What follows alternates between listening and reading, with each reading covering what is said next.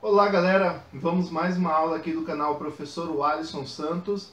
Vamos a mais uma aula sobre gestão pública para você poder passar naquele concurso que você tanto quer.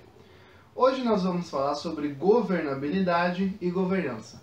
São dois temas muito simples, mas que podem cair numa prova de concurso que você for realizar. Bom, governabilidade refere-se à legitimidade necessária para um governo executar as suas ações. A governabilidade, na verdade, está falando sobre a legitimação de um governo. Como estamos numa democracia no Brasil, podemos dizer que a própria eleição ela dá legitimidade para que um governo possa assumir o seu mandato com governabilidade. Ou seja, as eleições ela garante que aquele que foi escolhido, ele foi escolhido pela vontade do povo. Então ele é um governo legítimo, ok? Isso dá tranquilidade para que o governo possa executar as suas políticas públicas. Já a governança refere-se à capacidade financeira e técnica para executar as políticas públicas planejadas. Beleza, governabilidade. O governo foi eleito, ganhou as eleições e ele tem governabilidade, ou seja, ele tem legitimidade para operar. Agora, se ele vai operar, é outros 500. Por quê? Para que ele possa operar da forma como ele prometeu na eleição, ele precisa ter duas coisas, capacidade técnica e orçamento. Muitas vezes ele prometeu muito mais do que o governo que ele assumiu tem de recursos, ou seja, ele prometeu 1001 coisas, mas não há recursos financeiros para tudo que ele prometeu. E outro problema é que muitas vezes ele prometeu coisas que ele mesmo assumindo como prefeito, como governador, como presidente, ele não tem capacidade técnica e nem conhece pessoas que circundam ele, né, que estão no seu círculo de convivência, que tem essa capacidade técnica para estar operando essas políticas públicas que ele disse que iria realizar. Em outras palavras, a governança é a capacidade financeira e a capacidade técnica que um governo tem para executar as políticas públicas que ele prometeu durante a campanha. Bom, princípios da governança. O que um governo precisa para ter uma boa governança, para conseguir realizar aquilo que ele prometeu? Primeiro, liderança, ou seja, aquela liderança que ele demonstrou durante a campanha, porque se um político foi eleito, ele teve, durante o período da campanha, liderança. Liderança é a capacidade de influenciar as pessoas.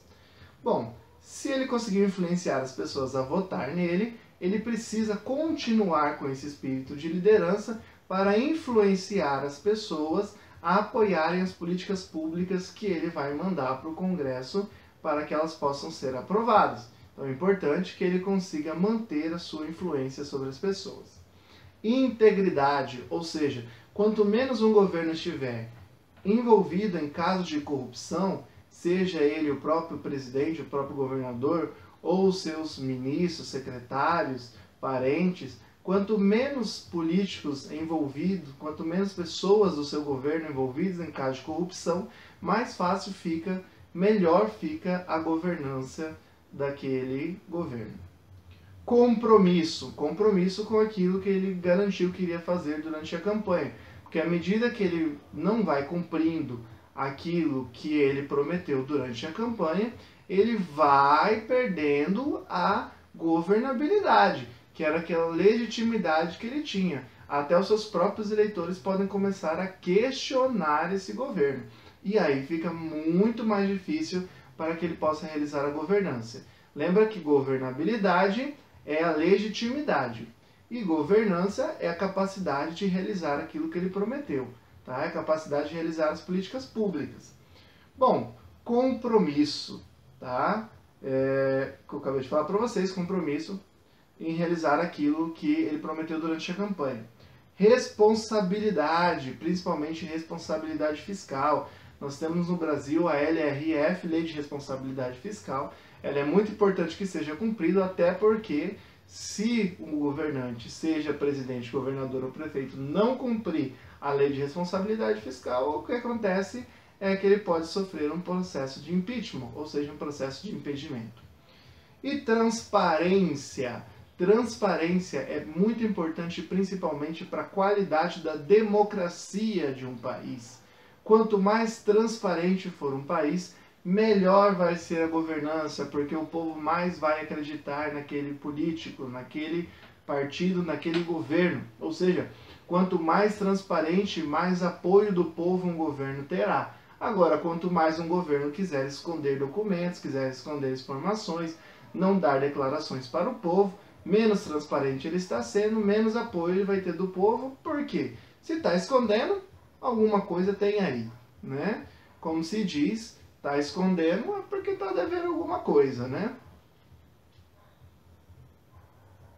Bom, alguns tipos de governança, ou seja, a gestão pública ela está mais ou menos dentro da área das ciências sociais aplicadas, então ela não é uma ciência exata, então nem sempre os teóricos concordam sobre qual a melhor forma de um governo estar realizando os seus atos. Nesse caso da governança é um desses exemplos, nós temos aqui alguns tipos de governança onde cada teórico da área de políticas públicas, de gestão pública, consideram sendo a melhor.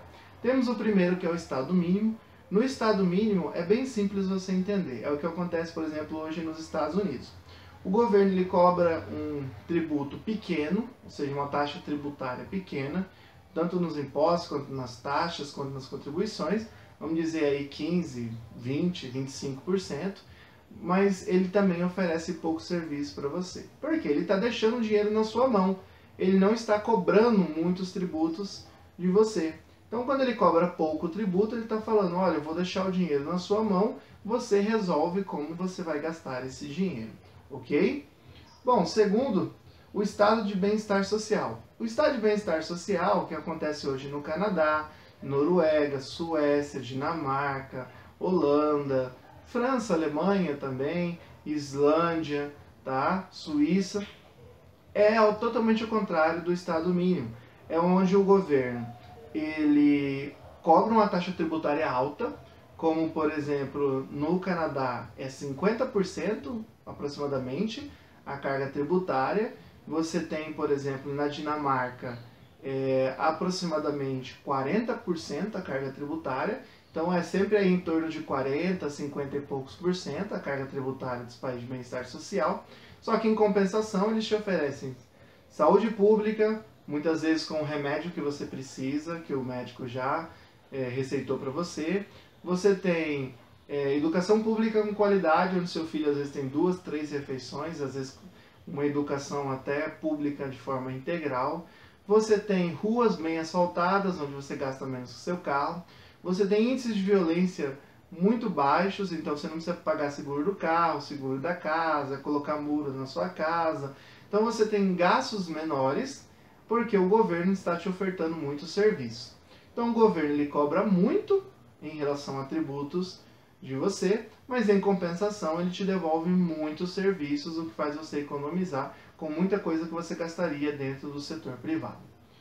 O outro é a governança corporativa. O governo atua com o princípio da eficácia, ou seja, o governo atua com o princípio do prometeu, temos que cumprir, ok?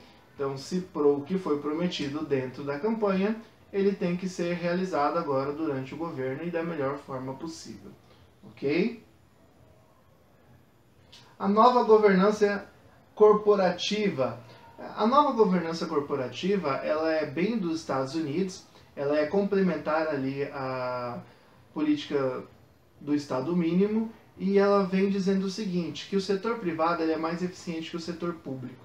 Se o setor privado é mais eficiente que o setor público, vamos aplicar tudo o que o setor privado faz, nós vamos aplicar agora no setor público. Isso vai aumentar a eficiência do setor público. Ora, o setor privado não é melhor? Então vamos ver o que eles fazem, vamos aplicar aqui no setor público e isso vai aumentar a nossa eficiência. Isso é a nova governança corporativa, tá? Temos também a boa governança, mantém o foco no rigor orçamentário e para isso realiza privatizações e centralizações administrativas.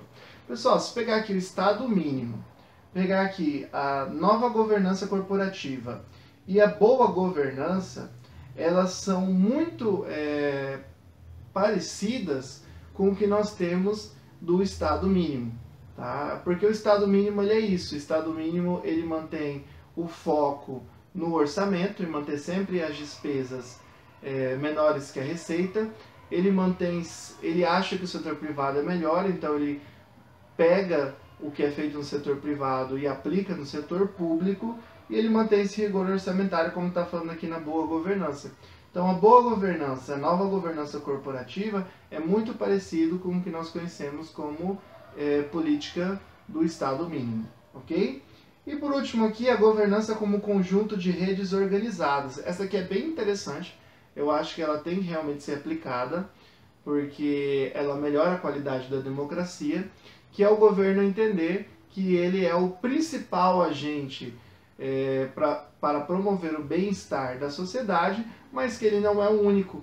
Por exemplo, ONGs, empresas e principalmente a mídia podem ajudar a promover o bem-estar da sociedade, seja com propagandas interessantes para reduzir os casos de dengue, propagandas educativas na área da saúde, propaganda estimulando os jovens a estudarem. A mídia pode estar ajudando nessa questão. Você pode ter as ONGs ali atuando na questão de proteção ao direito da criança e do adolescente, atuando na questão da proteção aos animais. Então você pode ter empresas atuando de forma a promover a sustentabilidade, promover o consumo consciente. Agora, claro, depende também se no país em questão que nós estamos falando, as empresas, a mídia e as ONGs, até no Brasil, algumas ONGs são questionáveis. Não todas, claro, você tem ONGs super respeitadas como a Oxfam Brasil, como Greenpeace, né, no Brasil, mas você tem outras ONGs no Brasil que inclusive se envolveram em casos de corrupção. Então é bem complicado. No Brasil, talvez seja difícil a gente fazer a governança como conjunto de redes organizadas. Mas ela é muito interessante e, se colocada em prática, pode aumentar muito o bem-estar da sociedade. Por último, falando aqui sobre a cidadania global.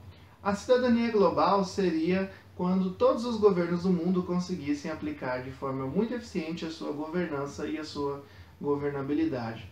Desta forma, nós constituiríamos um mundo com a desigualdade menor entre os países e dentro dos países, e aí nós trataríamos todas as pessoas como cidadãos, e aí teríamos a democracia plena, ou seja, uma democracia onde todos podem participar, porque as pessoas não estão passando fome, não estão preocupadas se vão ter onde morar, não estão preocupadas com a escola do seu filho, porque sabe que ela é de qualidade, e quando isso ocorre, as pessoas podem ter tempo e podem se dedicar a discutirem a democracia do seu país.